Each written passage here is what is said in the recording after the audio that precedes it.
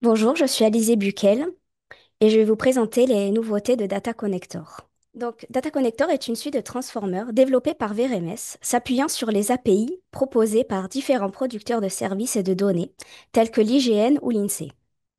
Il permet d'obtenir des informations sur les entreprises via le sirène, les communes et les collectivités ou encore la population. En 2025, VRMS publie deux nouveaux transformers. Un premier se basant sur les services Mélodie de l'INSEE pour obtenir des informations sur la population française, INSEE Mélodie Population Connector, et un second permettant de se connecter à Mistral AI, l'intelligence artificielle générative française, Mistral AI Connector. Je vais d'abord aborder le transformer INSEE Mélodie Population Connector.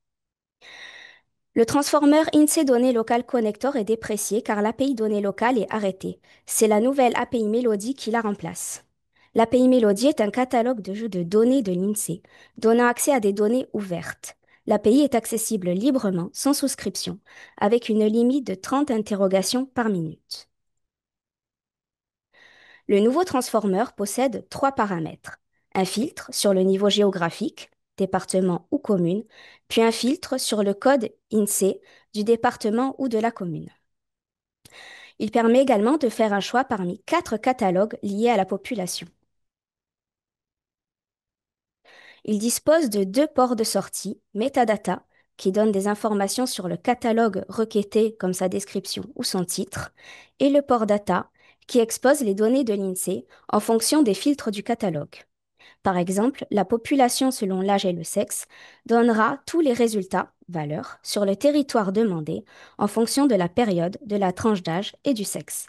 L'utilisateur peut ensuite faire le tri dans FMU. Nous allons maintenant aborder Mistral AI Connector. La deuxième nouveauté est un transformer lié à l'intelligence artificielle. C'est un transformer totalement open source, requêtant l'API Mistral. Cette API a été créée par une entreprise française, Mistral AI, spécialisée dans l'intelligence artificielle générative. Il se base sur de grands modèles de langage open source et propriétaires développés par cette entreprise. Mistral Small et Mistral Large, par exemple, permettent la génération de texte, et Codestral permet une aide au codage. Ce transformer permet par exemple de corriger des mails, des calculs, aider à la résolution de messages d'erreur standards, produire du code ou encore extraire des données de documents, comme on vous le montrera dans une présentation suivante. L'avantage de ce transformer est qu'il est open source, léger et efficace, donc il s'intégrera parfaitement à vos traitements FME. Pour utiliser ce transformer, cela nécessite une clé API, car bien que le service soit rentable et performant, il se facture en fonction de son utilisation.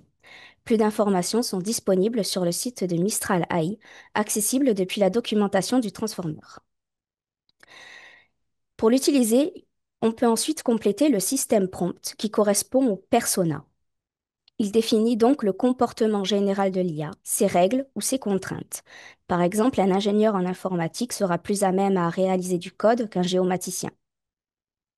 Il y a également le user prompt qui correspond à la demande faite à l'IA, comme par exemple génère-moi du code Python, et le modèle qui permet de choisir le modèle approprié pour répondre à la demande. Donc pour la génération de code, ce sera plutôt Codestral. Le transformer dispose également de paramètres avancés, classiques pour les connecteurs IA, comme par exemple la température, qui permet à l'IA d'être plus ou moins créative dans ses réponses.